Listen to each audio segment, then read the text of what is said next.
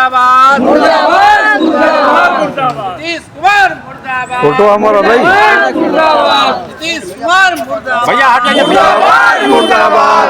अनुदान नहीं वेतन मान दो, वेतन मान दो, वेतन मान दो, अनुदान नहीं वेतन मान दो, वेतन मान दो। नहीं मिल रहा था, किंतु मैं यह कहना चाहता हूं कि हम लोगों की नीति निश्चित रूप से निजी प्रबंधन के द्वारा की गई है, किंतु 2015 में सरकार के द्वारा गठित चयन समिति के आधार पर योग्यता की छानबीन कर हम लोगों को अस्थायी शिक्षक के रूप में नियुक्त किया गया है, जिसमें सरकार की सहभागिता है। सरकार की उसमें सहभागिता इस स्तर पर है कि हम लोग अस्थायी शिक्षक कहे जाते हैं, जैसे अन्य डिग्री महाविद्यालयों में या सरकारी महाविद्यालयों में है। 2008 में नीतीश कुमार की सरकार ने वित्त रहित समाप्त करते हुए छात्रों की उत्तीर्णता के आधार पर अनुदान देने का निर्णय किया था, जो 2008 से शुरू हुआ, 2008 सत्र से। किंतु दुर्भाग्य की बात है कि 2016 के बाद का अनुदान अभी तक हम लोगों का सरकार के यहाँ लंबित है और सैकड़ों की संख्या में वित्त रहित शिक्षक अकाल के काल में चले गए। आज भी दुर्दशा भोग रहे हैं आर्थिक रूप से हमारे सैकड़ों हजारों शिक्षक। किंतु सरकार इस पर हर विधान सभा के बैठक में, विधान परिषद के बैठक में वाद विवाद होता है, माननीय विधान पार्षदों द्वारा मांग की जाती है, किंतु सरकार के नज़र में हम लोगों का कोई मूल्य नहीं है जो उनके वक्तव्य से परिदर्शित होता है। हम लोगों का यह मांग है कि हम लोगों को एक तो जो अनुदान अभी तक रुका हुआ है 8 साल का एक मुश्त भुगतान देकर हम लोगों को मानदेय जो अनुदान जो दिया जा रहा है उसके बदले में एक वेतनमान घाटा अनुदान के तौर पर निर्धारित करके भुगतान किया जाए, जो हम लोगों का भी आगे का भविष्य चल सके। 40 वर्षों से लगभग हम लोग इस दुर्दशा को झेल रहे हैं। क्या परिचय हुआ? डॉक्टर ललितेश नारायण प्रसाद, बिरचंद पटेल स्मारक देशी। मेरा नाम विनय कुमार बिपिन है।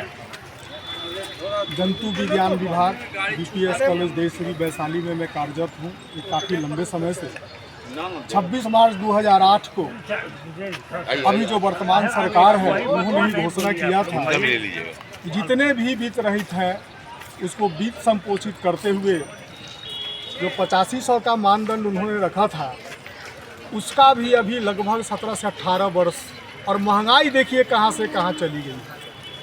60% लगभग बच्चे जितने भी संबंध कॉलेज हैं वहाँ से आज भी उत्तीर्ण होते हैं जो देहाती क्षेत्रों में है, लेकिन वहाँ भी कुछ भेदभाव किया जाता है।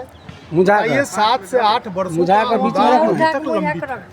आखिर कैसे हम लोग जी रहे होंगे? और हमारी मांग है कि जो 8500 है उसको कम से कम 25,000 प्रति छात्र के हिसाब से जो महंगाई बढ़ी है ये 17-18 वर्षों में वो दी जाए। जनवरी से ही हम लोगों को पूरा वेतनमान जो यूजीसी का मानदंड है वो लागू किया जाए। क्योंकि ये परंपरा तो पहले से ही रही है, हमने पोसा है, पाला है, कॉलेज को सारा इंफ्रास्ट्रक्चर है। सरकार 3-4 महीने लगातार जांच करवाई है, कहीं भी हम पर कोई सवाल खड़ा नहीं हुआ। सारे शिक्षकों का सिलेक्शन कमेटी भी विश्वविद्यालय द्वारा हो गया, कमीशन वही सेक्शन की। इसके बाद भी सरकार भेदभाव का व्यवहार करती है और यहाँ तक ज्ञात है कि बहुत सारे एमएलसी एमएलए लोगों का अपना कॉलेज है जहाँ कार्यरत लोग हैं, वो देख रहे हैं कि आज अगर सरकार कुछ करती है तो हमारे हाथ से निकल जाएगा। लेकिन जो वर्तमान सरकार है उसको ध्यान दे करके और उम्मीद भी रखते हैं कि जल्द से जल्द अपने संज्ञान में लेते हुए और यह काम करेंगे। सरकार द्वारा भी यह काम छूटा हुआ है और कम से कम जो पैसा मिलेगा उससे जो दुर्दशा है उससे तो लोग निकलेंगे। बहुत बहुत बधाई। वित्त रहित शिक्षा नीति की समाप्ति के लिए नीतीश सरकार ने अनुदान दिया और अनुदान दिया उत्तीर्णता के आधार पर, लेकिन विगत दिनों विधान परिषद के सभापति अवधेश नारायण सिंह की अध्यक्षता में सभी एमएलसी और शिक्षा मंत्री की बैठक, उस बैठक में यह निर्णय लिया गया कि अगले वित्तीय सत्र में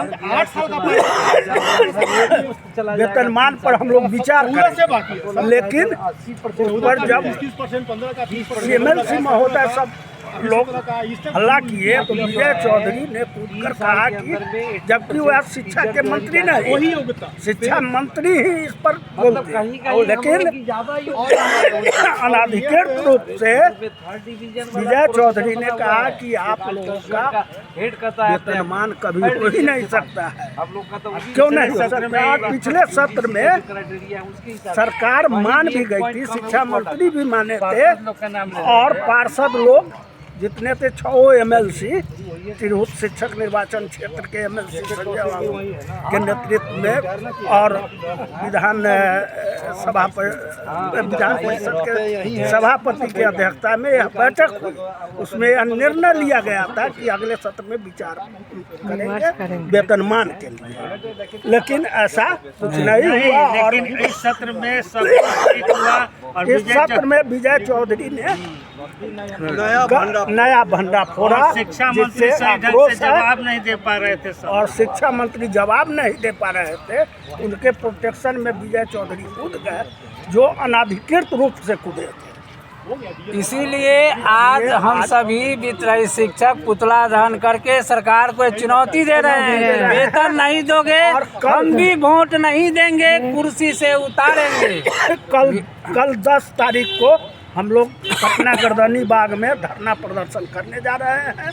उसके बाद फिर आगे की रणनीति तैयार है। डॉक्टर